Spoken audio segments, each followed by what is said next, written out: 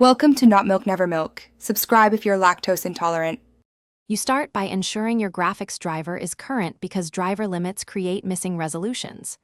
Open Settings and go straight to System Right Arrow Display. Once there, click Advanced Display. Make sure the correct monitor is selected.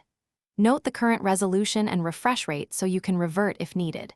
If you have an external monitor, confirm its cable supports higher modes, DisplayPort, or HDMI 2.0+, because physical limits often block extra options.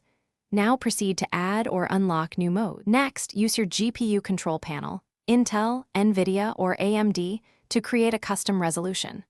Open the Custom Resolutions dialog and enter the exact width, height, and desired refresh rate. Adjust timing parameters only if you know them, otherwise use standard CVTRB or automatic timing presets. Once configured, click Test to apply the mode briefly. The screen will revert if unsupported. If the test succeeds, save the profile and name it clearly so you can switch back quickly. This expands Windows choices reliably. Finally, select the new resolution in Windows display settings and apply it. Keep the previous mode as a fallback. If the display goes blank, wait 15 seconds. Windows auto-reverts unsupported modes. If it doesn't, unplug and replug or boot safe mode to remove the custom setting.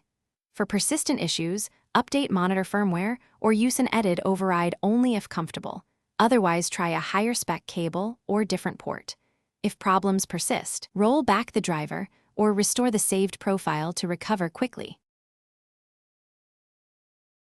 Thanks for watching. If this was helpful, leave a like and consider subscribing. See you next time.